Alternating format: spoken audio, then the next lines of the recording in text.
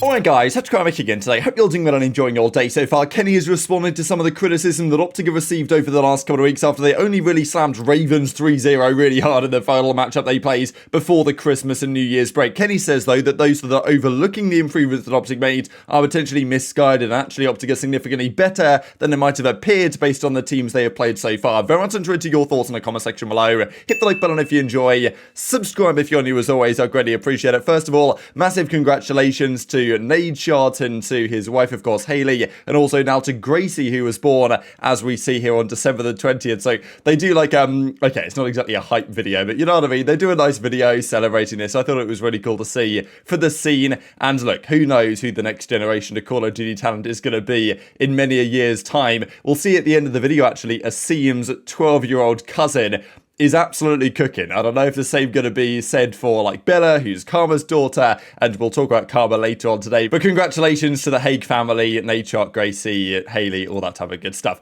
Now, last night there was a lot of drama, as you might have expected, on the whole Biffle CDL offer type thing. And I know there was a lot of talk as well about whether it could go the other way as well. Now, we believe that Biffle might have got some CDL offers based on what Repulse said. Now, how many of those, if any, were starting offers, that was some of the debate. But I do imagine that some teams have talked to Biffle about this, so, you know, that's a bit of a debate. Now, let's be honest, Warzone is maybe not as hyped now as it previously has been over the last couple of years. There's been a bit of a resurgence, I think, in the popularity of multiplayer, especially because this year's multiplayer was actually pretty decent compared to what we've had, I would say, for the last couple of years. But also there was people saying, well, how about if you put some of the CDL guys to go to Warzone and actually grind that to take that seriously? Would they not just take over the scene? And of course, the classic example is always when Scott won the solo YOLO, the 100k thing. And I know that Warzone guys get frustrated about that because, you know, it was a 1v1 win. Maybe, you know, there's a bit of randomness involved, but still, you know, it's always a dub that we have from the COD scene that Scott went in there with no practice and got the victory. Kenny was also playing some of the new Warzone, the proximity chat and stuff like this, but I know that most of the players, you know, Dashy wasn't happy with it the other day, and even Kenny comes out and says that Warzone has broken me, where is ranked? Now, I don't exactly know what the date is we're meant to be getting ranked. They said it was going to be, well, they implied it was going to be sometime in January. Hopefully, that is still the case, but we know what quite often happens is that they say, well, no, ranked's coming up this date, and it's coming at this time. And then they say, actually, no, hang on, sorry guys, like, we're going to have to push it back by a couple of weeks, and then a couple of more weeks, and then we're here in March and we get ranked again.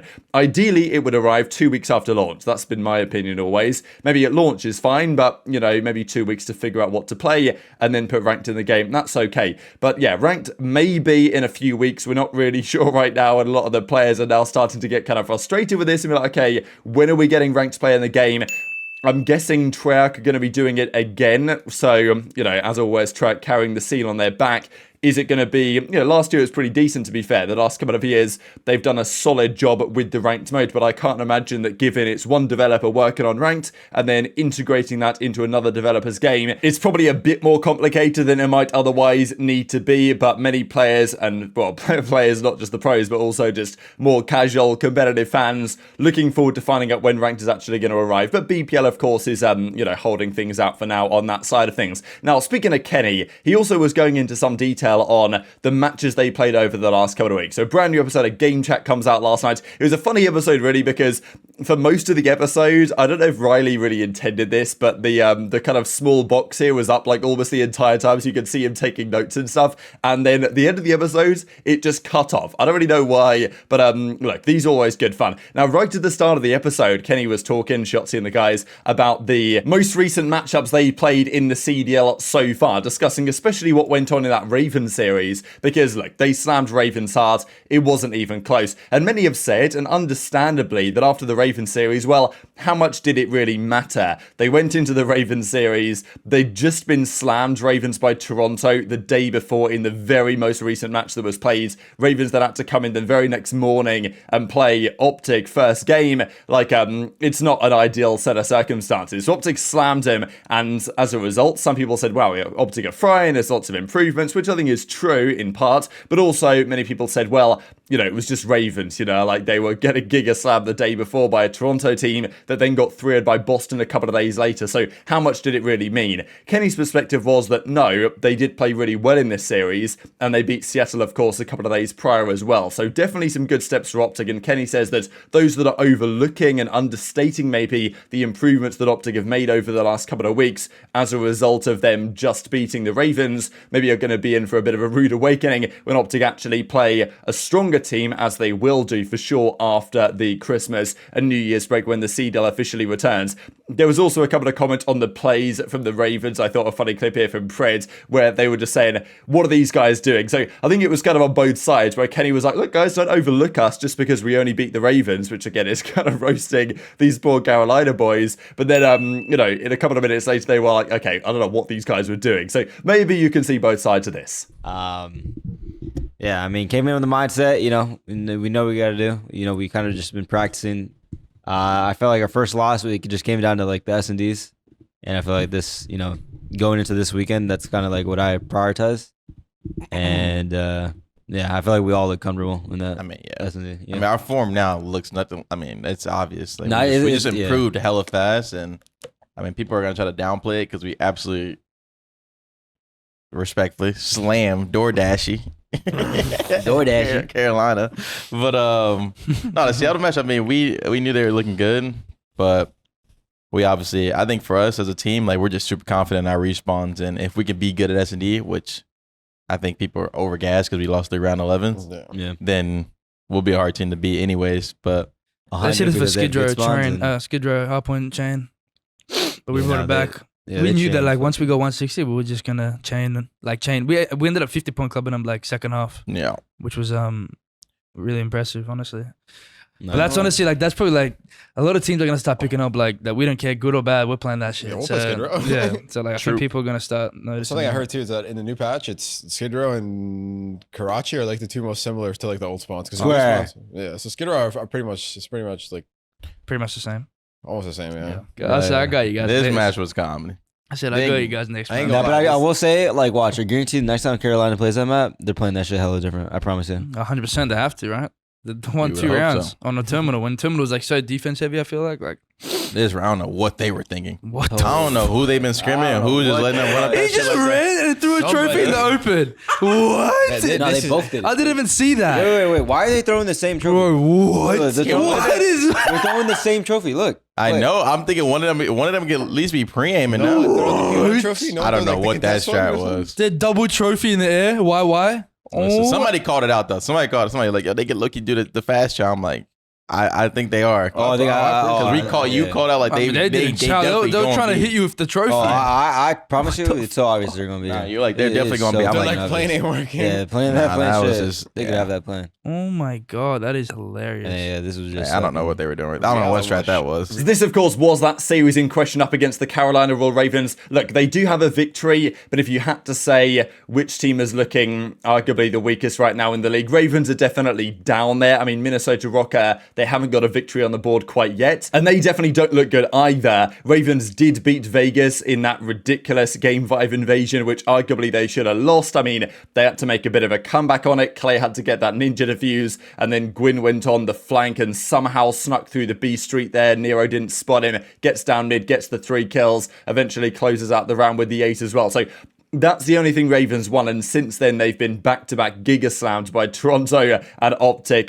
You know, and obviously this series wasn't even close. None of the maps were close, and OpTic were setting kill records all across the board. But Kenny says, look, Ravens aren't completely terrible. They might not be great. And obviously, one of the crazy stats they also mentioned was the fact that in map 3, Pred had 27 kills. That was more kills than Ray Allen got raked out of the entire series. So it was an absolute slammage. But when you see this, the question was always, well, you know, are OpTic actually that good? Or did they just play an absolutely terrible Ravens team? Now, they did beat Surge a couple of days before. This was also a pretty impressive series. Okay, they lost the control. The game one definitely could have gone the other way, but some big ice from OpTic, of course, got the victory in that one. And then it was a 3-1 in the end with only really Illy properly shooting back on the other side. So again, there were questions, well, a Surge not as good as we thought, etc, etc, etc, and we know how it goes. But Kenny reckons that, no, thinking of their practice, the strides they've made over the last couple of weeks, they are better than even maybe they appeared in these matchups, because many people will look at this and say, well, Surge, they beat Boston, they beat Thieves, but those aren't teams that are doing that well right now. And then Surge got, beaten pretty comfortably by FaZe as well. So difficult to say exactly where OpTic are at the moment. But I think it's a fair point from Kenny that maybe they are better than even they potentially appeared so far, which is potentially kind of scary for the opposition. Look, at the end of the day, they are currently sitting 4th in the standings. Miami are number 1 with a 9-2 game record. Obviously, they've only played 3 series so far, as have FaZe, as have New York, of course. All of those teams have won all 3 of their games. OpTic are 4th. They've played 4 games so far, so either team's played 4 or 3 before the break. That's basically how it was going to go. OpTic played 11 map wins, 5 map losses, so technically the most map wins in the league, but not like that massively matters because lots of teams have played different number of series, but still it gets the point across, I suppose. And, well, we're going to have a big battle, I would say, for the number 1 seed. It's very much still alive, this number 1 seed battle. I'm not expecting Miami to maintain this kind of record when they play better teams, but I think that New York, FaZe, and OpTic, and of course Toronto are here as well, so it's kind of, maybe it shouldn't be a massive surprise that excluding Miami, who have had a very strong start, maybe surprisingly so, but if you look at the teams they've played, you could argue they should have beaten all of those teams, but I think it's the manner in which they beat them which has been most impressive for Miami.